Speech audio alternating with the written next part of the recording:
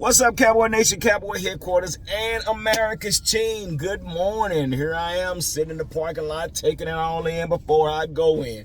TGIF.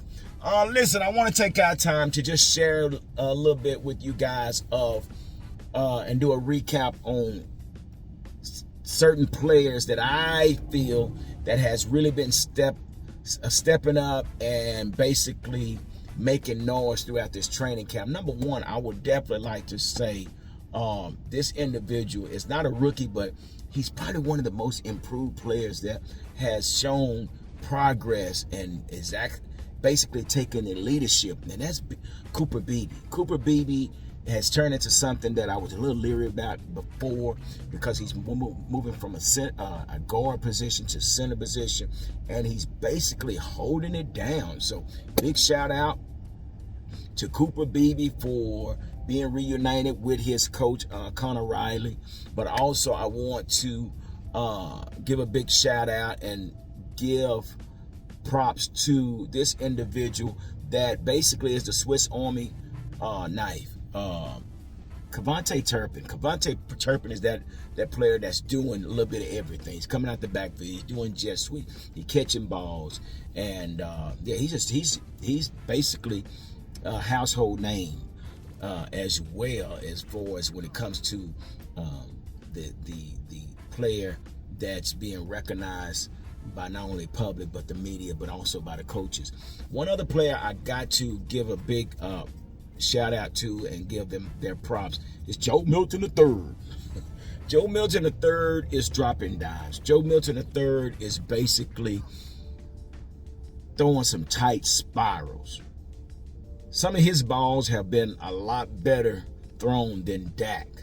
It's like with Joe Milton knows where he's going with the ball. He knows where to put the ball, and there's no second guessing. Nothing against Dak, but sometimes some of his balls becomes released. It comes from his hand as if it's a wobble, or there's a indecisiveness. But big shout out to Joe Milton for what he's doing, man. Also, Jonathan Mingo. Jonathan Mingo is making noise. And I know a lot of people was talking about this last year, but again, in this system, Jonathan Mingo fits. And right now, I think he's leading as the third receiver right now. But another receiver I want to talk about that getting some publicity, but not much. But I want you to kind of watch out for this individual. And his name is Jalen Marino Cropper. These are names that I'm giving you, though, so come Saturday, you can remember these names and kind of watch out. But he's in a tight race at this receiver position as well. So let's watch Jalen Marino Cropper. Let's also watch Trayshawn Holden. He's been making noise, but I gotta get inside. But yeah, these are just a few players that I wanted to share with you guys. So come Saturday, let's remember these names. Let's also Shamar. No, his name is not Shamar James, but the linebacker, the rookie from Florida, and I can't remember his name, but his last name is James.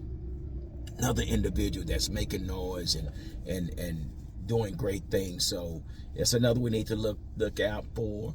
And also Perion Winfrey. Let's look at Perion Winfrey. I think he's wearing number 95 or 99, one of the two. But these are just some of the individuals and the players that I think that I'm going to be watching on Saturday. Again, hopefully this scheme is a scheme that will be successful to be productive. I understand that we don't want to show everything, but Schottenheimer has to put something together in order for these players to look good. Again, they're interviewing for a job, so I understand we want to go in there playing James and we don't want to show much, but at the same time, we're going to have to create some type of game plan in order to be successful. So this is my take on what I'm looking at and what I'm be looking forward on Saturday. Join me again for Saturday. Sit down with our guy, Football Junkie. We're going to get a little bit more into this. And then on Sunday morning, I'm going to come back and give you my take on what I saw in the preseason game against the Rams. All right. Talk to you later. It's your guy G, the #1 Cowboy fan, Hampton. Juices.